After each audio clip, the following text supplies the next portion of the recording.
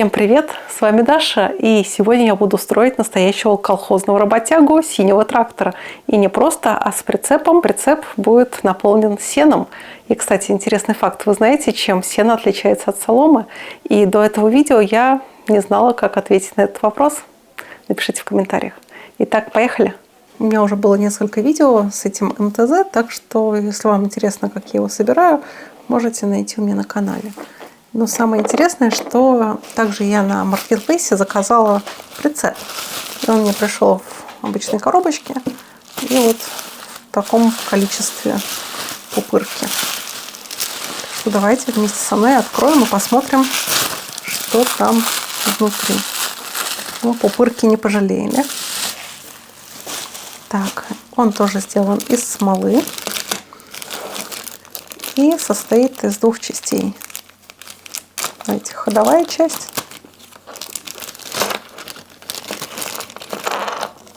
Вот такие у него будут мосты, сцепное устройство, колеса и тоже какой-то элемент. И, как видите, все уже обработано, вообще не имеет никаких либо дефектов. И просто потребуется суперклей, и мы его соберем. И вот сам прицеп.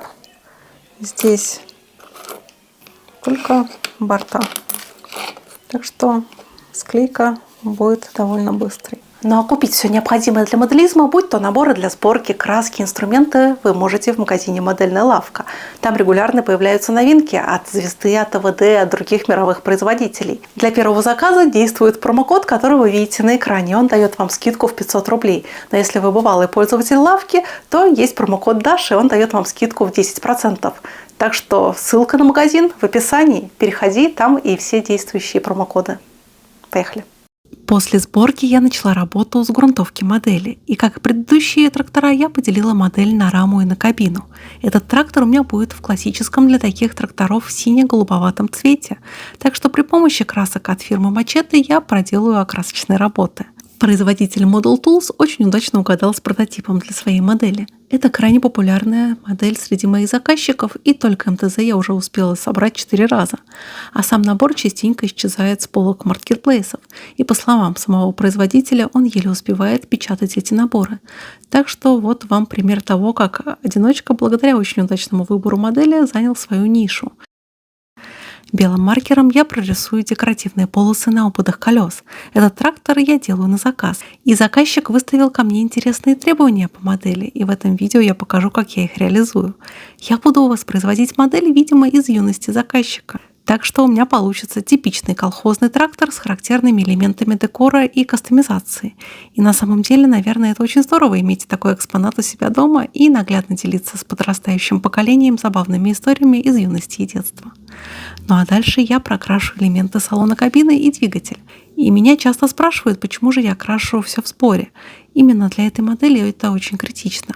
К сожалению, смола, из которой сделана эта модель, она очень плохо клеится даже на суперклее без краски. А уж приклеивать окрашенные детали – это отдельное испытание. Особенно неприятно, когда клей может случайно попортить краску и придется подкрашивать, и не всегда можно адекватно попасть в цвет. Больше моих фото и видео вне моделизма вы можете найти на моей страничке на Boosty.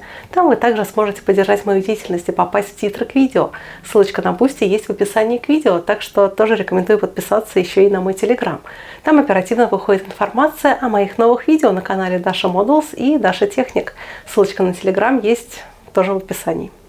Да и вообще в эпоху, когда неплохие по качеству принтеры стали доступны обычным производителям, а 3D-модели по фотографиям делают нейросети, крупным производителям нужно брать либо количеством и ценой, или же очень точно подбирать прототип, тот, который очень понравится публике.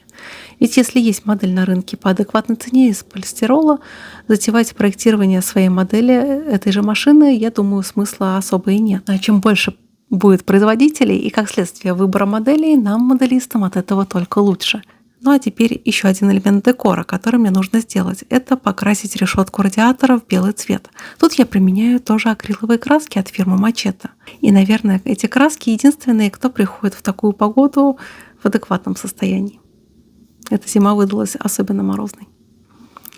Ну а самый сложный момент в работе над этой моделью – это остекление. Ну, во-первых, мне надо окрасить резиновые уплотнители стекол и также вырезать сами стекла из пленки по шаблону, который предложил производитель. Тут нужно быть аккуратнее. И далее я вклеиваю стекла на свои места на прозрачный клей. И на этот раз я почему-то взяла клей Момент Кристалл. Трактор МТЗ-82 по праву считается одним из самых знаковых машин в истории сельского хозяйства Советского Союза, но и всего постсоветского пространства. Его появление стало ответом на острую потребность в универсальной, выносливой и доступной технике, способной работать в самых разных климатических и дорожных условиях, от черноземов Украины до болотистых северных районов и степей Средней Азии. Но разработка этой модели велась на Минском тракторном заводе, который к началу 70-х годов прошлого века уже обладал колоссальным опытом в создании колесных тракторов и был одним из флагманов советского машиностроения. Серийное производство МТЗ-82 началось в 1974 году. В его основе лежала хорошо зарекомендовавшая себя модель трактора МТЗ-80.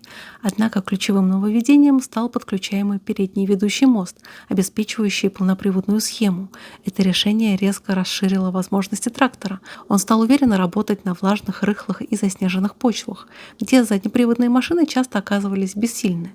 Именно эта особенность сделала МТЗ-82 особенно ценным в хозяйствах, где техника должна была быть на все случаи жизни и не зависеть от погоды. Я очень хочу порекомендовать мой телеграм-канал, а также мою группу ВК. В телеграме очень удобно принимать оповещения о моих новых видео, а также узнавать об анонсах моих построек моделей. Моя группа ВК – одна из самых крупнейших про моделизм на платформе. Там разгораются яркие дискуссии о моделизме, подписчики делятся своими работами и вдохновляются чужими. Так что все ссылочки на телеграм и на группу ВК есть в описании к видео. Ну а прицеп тоже напечатан на 3D принтере, он состоит из деталей рамы, колес и кузова. Рамы я окрашу в черный цвет, ну а кузов будет бордово-коричневым. Я ведь несколько раз уже успела перекрасить этот кузов, чтобы добиться нужного оттенка. Также мне нужно воспроизвести бахрому по периметру кабины. Тут мне пригодится трубочка для коктейлей, нитка, и я взяла мулине, так как там 6 нитей в одной, и наматывать ее будет намного быстрее. А эти нити у меня остались еще со школьных уроков домоводства. Ну и также мне понадобится клей. И потом полученную бахрому я приклею на крышу трактора на суперклей. Конструкция трактора отличалась предельной рациональностью. Дизельный двигатель мощностью около 80 лошадиных сил сочетал в себе экономичность, неприхотливость, качество топлива, а также высокий ресурс. Механическая коробка передач, простая гидравлика и минимальное количество сложных узлов позволяло производить ремонт и обслуживание прямо в полевых условиях, зачастую силами самого механизатора. А в условиях советской деревни это было крайне критично важно. Трактор должен был работать всегда и не ждать редких специалистов или дефицитных деталей.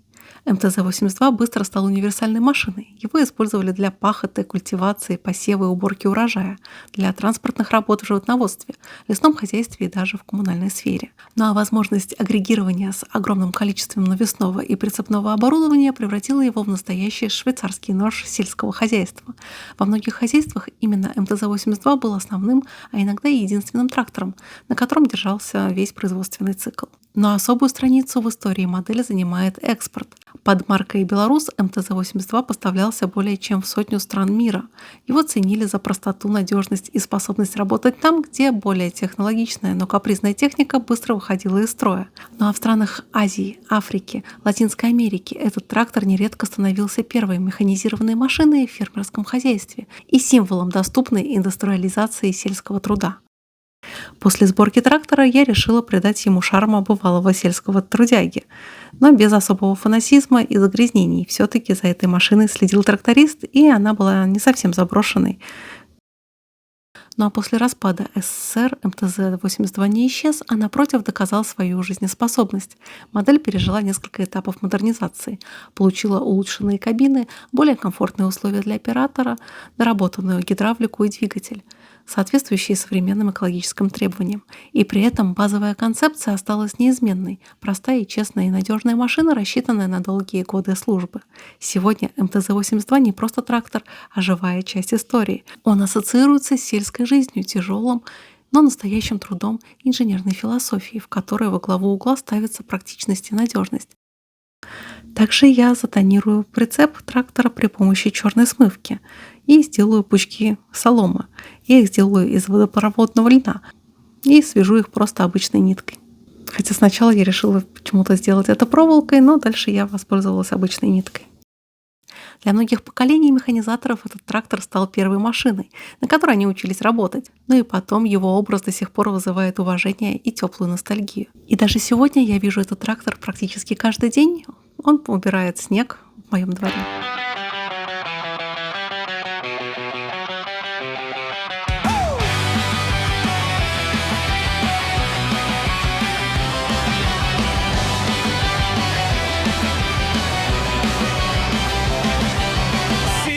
Трактор у сарая, облупившаяся краска ржа и грязь.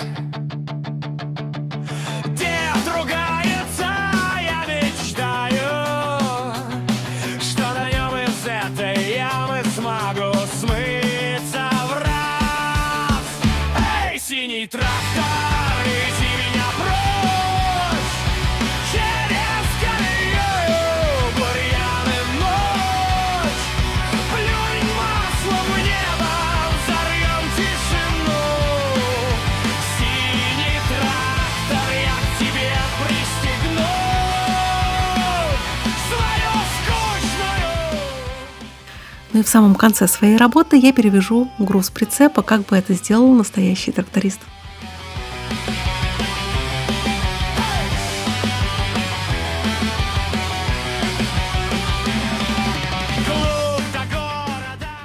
И вот такой интересный тандем у меня получился.